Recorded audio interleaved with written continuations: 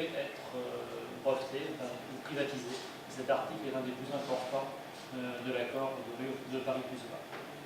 Les États-Unis, l'Australie. Tout ce qui vient d'être dit, oui, peut-être qu'on pourrait faire la distinction, comme on dit les scientifiques, entre création et découverte et recherche. Quelle est donc votre proposition?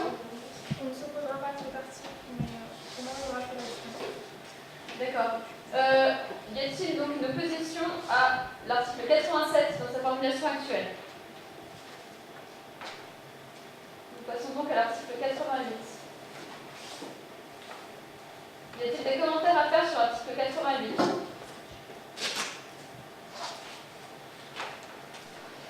Le Népal. Juste une remarque du Népal qui a reformulé. C'est des articles d'ordre plus général. Tout ce qui est dans quel sens doivent aller les transferts technologiques sont après ces articles-là. Tout ce qui est la précision des coopérations sud-sud, etc. Y a-t-il une opposition à l'article 88 dans sa formulation actuelle? Article 88 est donc validé. Article 88 bis.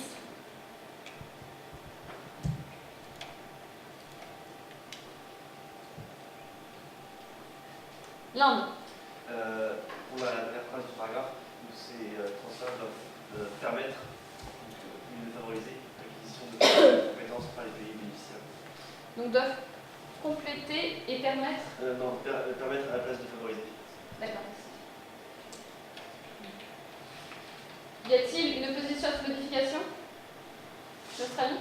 L'Australie souhaiterait aller plus loin dans le sens de l'Inde et proposer une autre modification.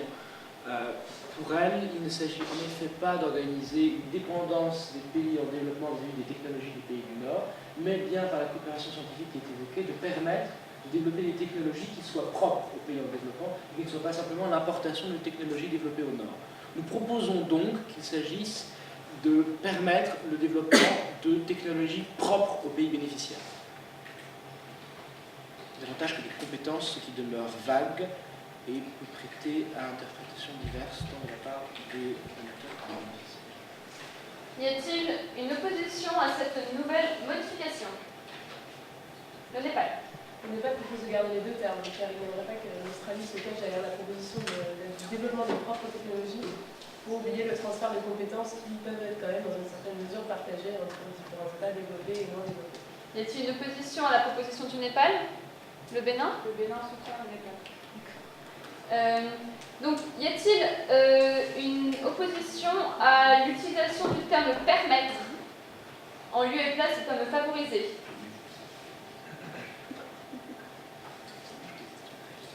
Y a-t-il une opposition à la proposition du Népal qui était permettre le développement de technologies propres aux pays bénéficiaires et l'acquisition de compétences? Le développement de technologies propres et l'acquisition de compétences dans les pays bénéficiaires. D'accord. Les États-Unis? Je soutiens l'Australie, mais je pense que l'acquisition de compétences est déjà évoquée dans le terme même de transfert de technologie. Donc, on peut utiliser cette phrase pour se concentrer sur le côté de la nécessité de développement de technologies propres aux pays bénéficiaires. D'accord. La Bolivie et l'Afrique du Sud? La Bolivie soutient le Népal et fait remarquer que le transfert de technologie n'implique pas du tout un transfert de compétences ou un échange de compétences. Y a-t-il une opposition à la conservation de ces deux termes? L'Arabie Saoudite et les États-Unis? On ne souhaite pas s'opposer au terme, mais avoir une précision sur justement les transferts de technologie. Est-ce que ça prend en compte aussi des pratiques? Et les connaissances donc? Est-ce que c'est que les technologies scientifiques ou est-ce que les pratiques aussi sont concernées? Par exemple, les pratiques culturelles, parce qu'à ces comptes-là, il faudrait... L'Australie pourra nous faire une précision peut-être? Oui, il semble que le terme transfert de technologie, tel qu'il est employé depuis le début de ces négociations, formel ou informel, comprend et la transmission et la diffusion de compétences, donc de compétences de mode de production, et la diffusion de savoir de recherche. Il nous paraît donc que le terme lui-même, et je crois que c'est la définition qui est communément admise, suffit à évoquer les deux dimensions. Il n'est peut-être pas nécessaire de redévelopper et préciser. L'Arabie Saoudite? Donc à ces comptes-là, tout ce qui est pesticides peut être transféré allègrement vers les pays du Sud au moment du transfert de technologie. nous répétons, je peux, L'Australie? si l'Australie a la parole, nous rappelons que, effectivement, ça concerne toute forme de savoir-faire, toute forme de compétences scientifiques. Cependant, si effectivement les pesticides peuvent être vendus allègrement à l'Arabie Saoudite, où il n'y a pas grand-chose à préserver, eh bien, ça signifie également que les recherches universitaires du Nord ou du Sud peuvent également être transférées. Recherches sur les pesticides et donc critiques des pesticides et proposant de nouvelles alternatives aux pesticides peuvent également être diffusées. C'est la logique du marché, c'est la logique libérale. D'accord, je vous propose de retourner donc à notre problématique. Y a-t-il une opposition à la suppression du terme acquisition de compétences? Bolivie. Oui, je maintiens notre position en disant que le terme technologie n'implique pas aussi les compétences. Pour la Bolivie, ça veut juste dire la technologie en elle-même sans les compétences. L'Afrique du Sud? Oui, l'Afrique du Sud appuie la Bolivie et ajoute que le fait qu'on ait précisé que ce sont des technologies propres aux pays bénéficiaires, justement, est assez ambigu et préfère qu'on garde les deux termes, surtout que le délégué australien lui a avoué avoir des intentions peu nobles en proposant ce... Y a-t-il donc une opposition à la conservation de ces deux termes des États-Unis? Ce qui vient d'être dit, c'était simplement pour le mot acquisition. Et d'ailleurs, le mot qui a été utilisé, c'est diffusion et échange. Y a-t-il donc une opposition à modification du terme acquisition par diffusion et échange? Bien. Là, je pense que technologie, les développements doivent s'approprier ces savoir-faire et technologies. Et donc, je pense que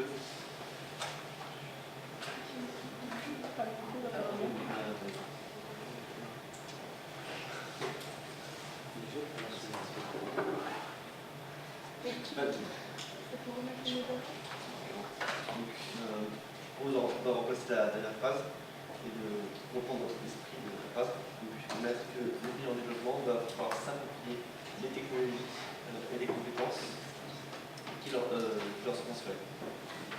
Donc, votre proposition est... Donc, les pays en développement qui reçoivent les transferts technologiques doivent s'approprier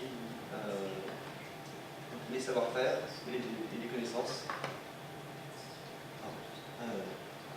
Et donc, oui. Les pays en développement doivent s'approprier les technologies et les savoir-faire.